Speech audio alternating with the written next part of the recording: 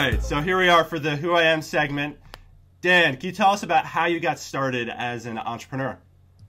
I'll try and make this as short as possible. Basically, the 3-minute version. There's always a long story. Nothing's overnight. I started out in technology, creating websites in middle school and high school. And then I had my first internship as a telemarketer, which was horrible. Senior year of high school, hated it, realized I didn't like doing that. And so when I started college, I took it very seriously. I did really well my first semester, got straight A's, which I wasn't used to that in high school. And so that gave me the confidence. I joined in organizations. I started getting internships, first through my family. They got me my first few. And then I learned how to market myself. I didn't call it personal branding back then. So I developed what I now call personal branding toolkit. I had a website, I had a blog, I had a CD portfolio of work because I had been doing like side work for different small businesses at that point as well. So this really made me stand out in interviews. And I remember that when I went on interviews, they would look at the portfolio and be like, wow, like no one's ever done this before.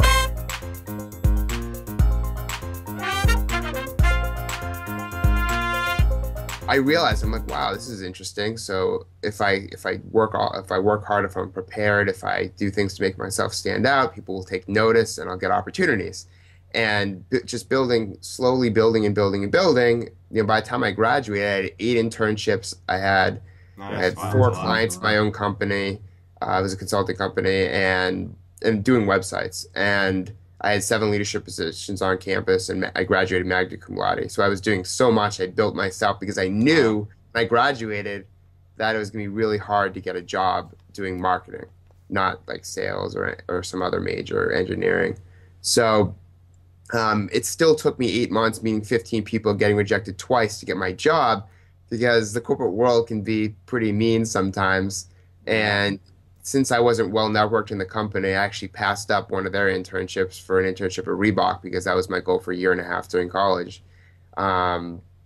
It took me a long time to get the job. One of the most fascinating things that I noticed during my interviews with EMC Corporation, where I worked, was they would look at all my internships, but my internship at Reebok stood out to them because it was a brand. It was a brand. Now, I got almost no real-world experience at Reebok. I promise you. I did almost nothing there.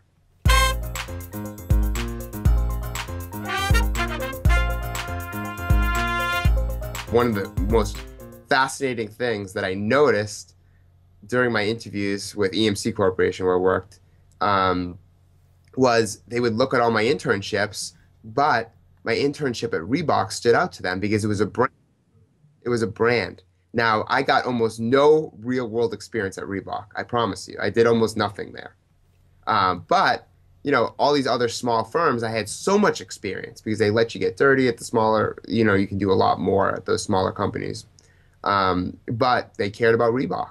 And to me, that showed it's like brands open doors. And that's something that's always stood with me.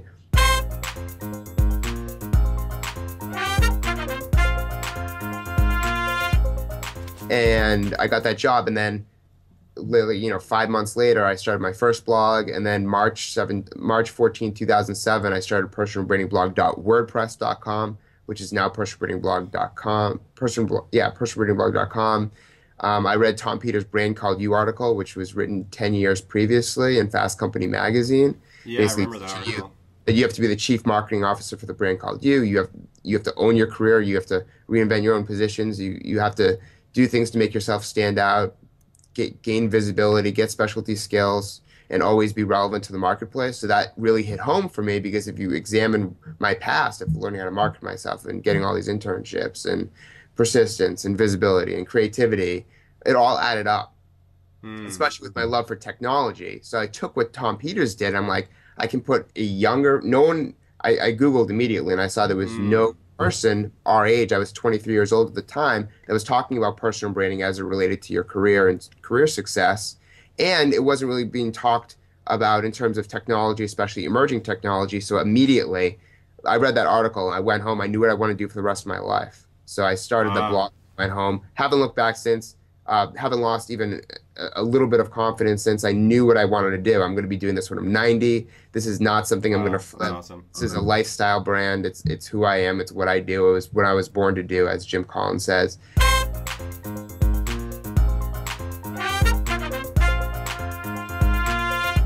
You're attracting the right people and repelling the wrong people from you. Plus, people have a really good, like, people know, like, oh, personal branding, Dan Schawbel, personal branding. Making those associations are really important because that's how you get caught from the media and all that kind of stuff. But, you know, when people go to my website, if they're interested in personal branding, we'll probably get along. Yeah. Because that's something that I really care about. And so if they care about it, what I do is, if someone really cares about personal branding at a very high level, whether they're a professor or a student or whatever they are, I'll typically bring them in to my community in some sort of fashion. Because it's rare to find someone who's really passionate about personal branding, willing to evangelize it. So when you find those type of people, you have to bring them in and make them feel like they're part of the community in a higher sense, not just someone who comments on a blog post. So this is a perfect transition. I'm going to go right into the how I did it section.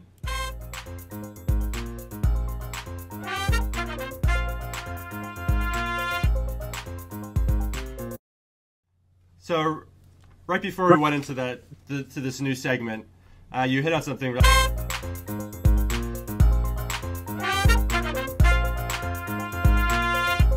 The biggest mistake students make by far is they start too late. If I knew what I knew now, maybe like a few years after school, let's not go too far, but if I knew that as a freshman and I took action, I started building a blog, I started networking online, I wouldn't have had to apply for a job when I graduated. I really believe that. 4 years of investing in the community, it's going to be pretty easy to get a job. But if you wait to the last minute and do what maybe your parents or career services or your teachers say, oh, you know, you can't get an internship until you're junior or senior, you're screwed. I had an internship in high school.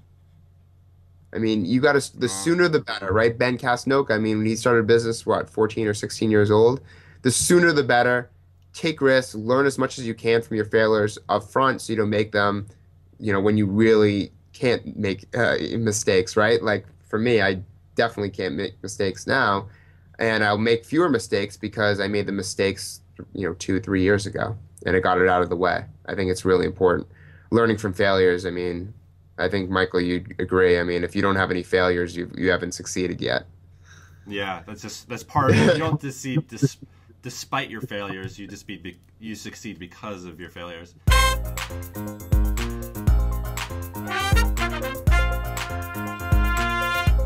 Most people don't get that. That is number one. If people don't know who you are, then show them other people endorse you. Because people know who Time Warner is and they know who New York Times is. And if they don't know you, that association allows them to have more trust and credibility and faith in you.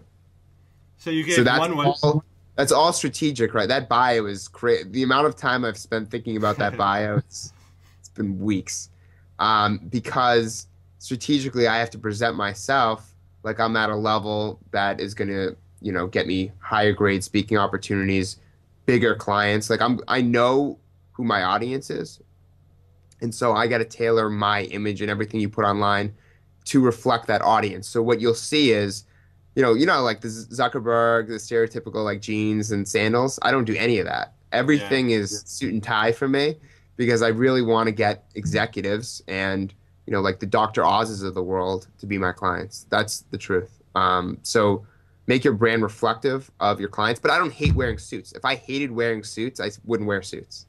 So you know what I mean? Yeah. So it has to be authentic, but you can be strategic too. And that was my strategy going in. Is the brand association something that most people don't pick up, but you did? I think it's big time. I think, and that's the number one reason why to work for a big name brand when you graduate, or at least have an internship or some sort of connection to a brand, because that association is gonna give you more credibility.